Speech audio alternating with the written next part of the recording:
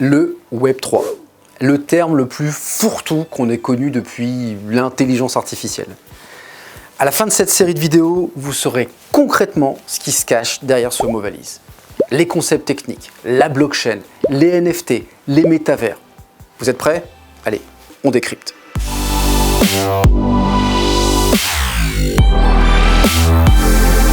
Salut la communauté OnePoint, moi c'est Vincent.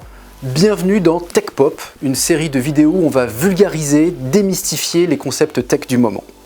Alors, pour comprendre ce qu'on met dans le Web 3, il faut zoomer un petit peu et revenir aux fondamentaux. Le Web 3, c'est quoi? Le métavers, les NFT, l'identité décentralisée? Un peu tout ça, mais pas que. Parce que, fondamentalement, c'est quoi la promesse du Web 3? C'est la décentralisation. Un réseau numérique dans lequel chacun pourra se réapproprier ses données et son identité, plutôt que de le laisser aux mains d'organismes centraux. Merci les GAFAM, on pense à vous. Mais s'il n'y a plus d'autorité centrale pour valider ce qui se passe sur Internet, qui va certifier qui on prétend être, ce qui nous appartient, ce qu'on a créé? Réponse, les algorithmes. Pour garantir l'authenticité d'un produit, on peut utiliser des NFT. Je vous en reparlerai un peu plus tard. Pour garantir la propriété et l'identité, on peut utiliser des wallets, de la cryptographie et donc de la blockchain. Mais alors, c'est quoi la blockchain? Alors déjà, c'est plus vraiment nouveau. Ça date de 2008, puisque ça a été créé avec le Bitcoin. L'idée initiale, c'était déjà de décentraliser et de se passer des banques pour faire des transferts d'argent.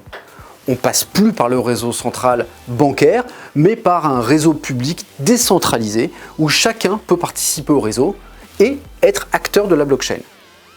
Et en l'absence d'autorité centrale, ce sont donc les algorithmes qui vont recréer la confiance qui était originellement assurée par les banques.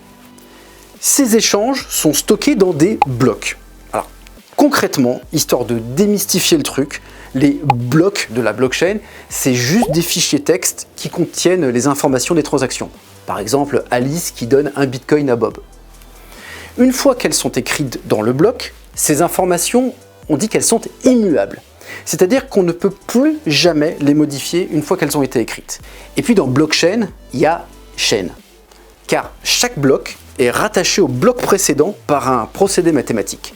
Et c'est ce chaînage de bloc à bloc qui va garantir qu'on ne peut pas les modifier ni remplacer un bloc passé. Sinon, ça casse la chaîne et ça se voit. Ensuite, une fois qu'on a écrit ces transactions dans ce bloc, on le fait valider par un acteur du réseau, qu'on appelle souvent un mineur. C'est lui qui va sceller le bloc, qui va le construire en suivant des règles très précises qui sont imposées par le protocole de la blockchain. Et ensuite, tout le monde va vérifier qu'il a bien suivi ces règles. Ces règles, c'est ce qu'on appelle le consensus. Il y en a plusieurs. Vous connaissez probablement le plus connu et le plus décrié aussi, c'est le proof of work, la preuve de travail, qui fait les gros titres car c'est à cause de cet algo de vérification que la blockchain du Bitcoin consomme autant d'électricité. Alors oui, c'est mal, mais il faut savoir que depuis on a inventé plein d'autres consensus qui sont beaucoup plus rapides et beaucoup moins énergivores. En conclusion, tous ces algos de transaction et de vérification, personnellement je trouve ça très élégant.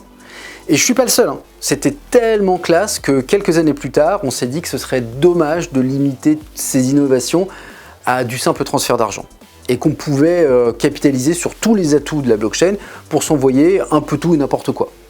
On allait créer les smart contracts et les NFT. Mais ça, je vous en parle dans un prochain épisode.